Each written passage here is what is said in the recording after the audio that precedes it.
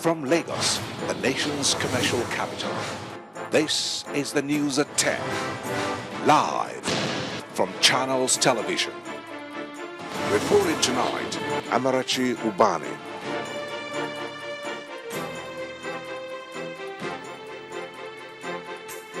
Good evening and welcome. Tonight, Ekiti people set to elect governor tomorrow. Security beefed up to ensure free and fair elections. Presidential Committee on Chibok confirms abduction of schoolgirls, says 219 still in captivity. Lagos State University announces 49% slash in school fees, orders students back to school on Monday. And Ukraine's president declares a week-long unilateral ceasefire with pro-Russia rebels.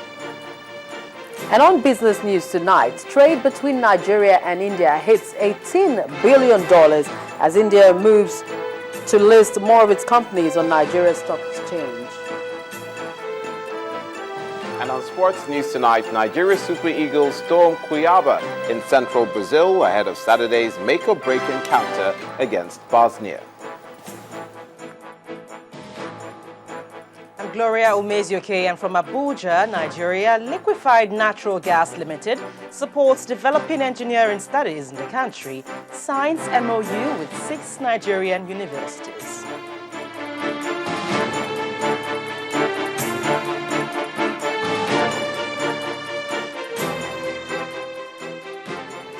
All is now set for the governorship election in Ekiti State as 18 political parties vie for the same position. Monitoring the election will be 29 foreign and local groups stretching across 2,798 polling units in the state. INEC's resident electoral commissioner Alhaji Halilu Pai confirms that all sensitive materials have been distributed to the 16 local government areas of the state. There is also heavy security presence in all over the state, with personnel drawn from the military, police, the NSCDC, NDLEA, and Department of State Security. The Police Public Relations Officer, ASP Victor Babayemi, says more than 12,000 mobile police officers have been deployed in the state, in addition to the regular officers.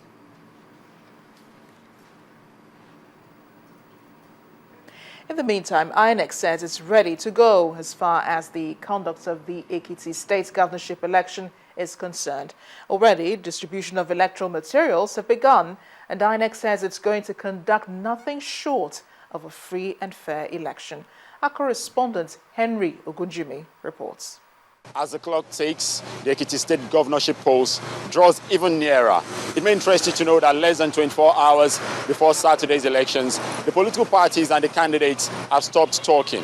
Those doing the talking now are election officials, security personnel, and election observers. We have distributed these very sensitive materials to the 16 local government areas.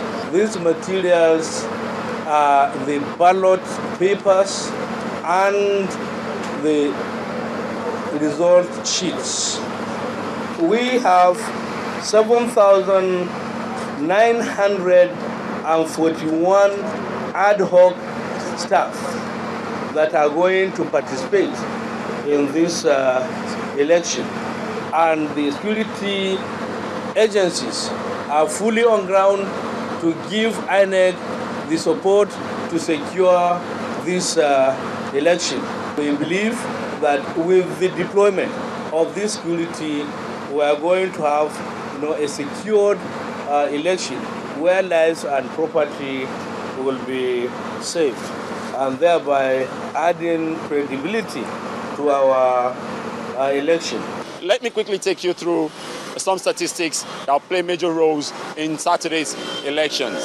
Ekiti State has a landmass of over 6,000 square kilometers, covering about 16 local government areas. It has 3 senatorial districts: Ekiti North, Central, and Ekiti South. It also has 177 wards spread across the 16 local government areas. The number of valid registered voters is put at 732,166. 51% of which are female and 49% of which are male. From Ekiti, the Ekiti state capital, I am Henry Ogujimi, reporting for Channels Television News. No permanent voter cards and no election. That's the message from INEC and the warning as the state prepares for elections tomorrow. A chief press secretary to INEC's chairman, Kayode Idowu, explains that the commission has put everything in place to make sure the election is free and fair. According to him, INEC began the distribution of voter cards since March so that eligible voters in Ekiti could collect theirs before the election. And ahead of tomorrow's governorship election, there is massive deployment of security operatives in the state. 8,000 policemen and 15,000 personnel of the Nigeria Security and Civil Defense Corps are on the ground to ensure a peaceful conduct of the exercise. The streets of Ekiti, 24 hours to the governorship elections, still bubbling with activities. People going about their normal businesses, but that's not without this huge security presence around the state. The police is confident that with 8,000 men on ground, the election is as good as peaceful. Let me tell you that the police is adequately prepared. We are ready, we are willing, and we are able to deliver on our constitutional mandate of providing security for the electoral process. You know, police is the leading agency in terms of internal security, and that we have put in place all arrangements. All arrangement is perfected, and now we have deployed all our men to areas that they need to be deployed to. Aside from police presence is also the special forces of the Nigerian Security and Civil Defense Corps, NSCDC. About 15,000 of them are also joining in ensuring a peaceful conduct of the election. They are armed to the teeth, and they say they have orders to deal with anyone trying to foment trouble during the poll. While we are here, we are not INEC. We are not the NYC team. We are here with the synergy we are having with other security agencies to protect lives and property. Because we have heard, even from Grapevine, that a lot of plans are underway, that a lot of people are making some funny movements to truncate this election. And we have said it will not be possible. And that those who are involved in such type of plans eventually may have themselves to blame. Besides this huge security personnel deployment, heavy-duty trucks and helicopters are also on ground to ensure easy movement to any area identified as a red zone. And where these ones may find difficult to go, these horses will undertake such journeys. Away from preparation for the election in Ekiti, the chairman of the Presidential Fact-Finding Committee on the abduction of Chibok schoolgirls, Brigadier General Ibrahim Sabo, has presented his report to the president. The report says that 219 students of the girls' secondary school, Chibok, are yet to be accounted for following their abduction by the Boko Haram terrorists on April 14th this year. The report adds that a total of 276 students were abducted and 57 have been reunited with their families after escaping from their captors. The committee was set up on May 6 following controversies as to whether or not the girls were missing. They were mandated by the president to establish why the school was opened, liaise with the parents to know the number of girls missing, how many returned, and mobilize citizen support for rescue strategy and advise government on other issues. The committee worked for 5 weeks with support from all except one senator. Not that his non-appearance before the committee has affected in any way the outcome of the committee's findings, but the senator's avoidance of an interface with the committee may well speak a motive not too difficult to discern.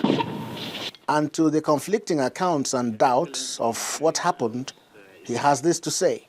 During the siege, on the school. 119 students escaped from the school premises before the insurgents took away their classmates. And a total of 276 students were thus abducted. As of the time of finishing this our report, only 57 of the abducted students have been reunited with their families after escaping along the zigzag transport route taken by the insurgents, or by bolting to safety when the insurgents laid off for rest.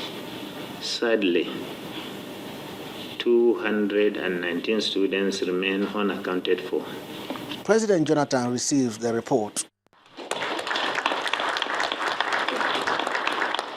He is pained that the girls are still in captivity 3 months after. It's quite painful because as we are talking now, our daughters are still in the hands of criminal elements.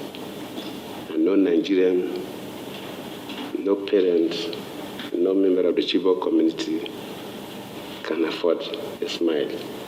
And none of us, myself and the security operatives, can afford good sleep until these girls are recovered.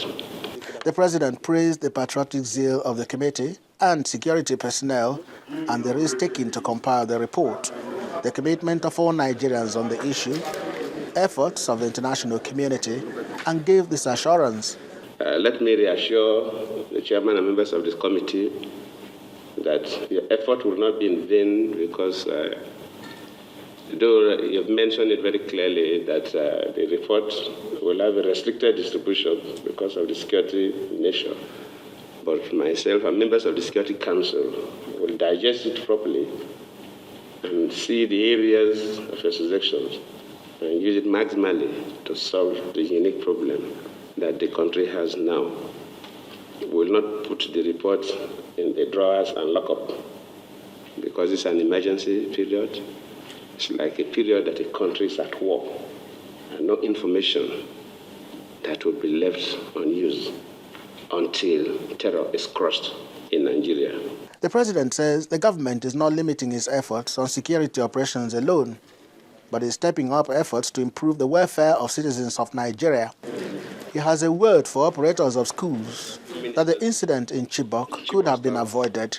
Let me, in a way of conclusion, charge everybody, whether corporate body or individuals that own schools, whether federal government, state government, corporate bodies, individuals that own schools, especially in the Northeast, that if we must keep students in hostels, if we must keep students in boarding schools, there must be some basic security that should be provided.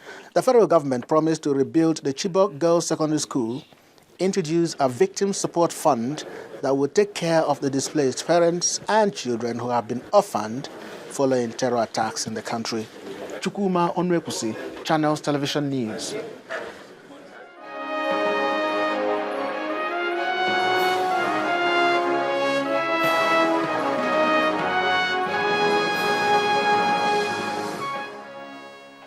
In part two, after the break, EFCC closes case against Lagos Speaker on money laundering charges. That's in a moment. Please stay with us.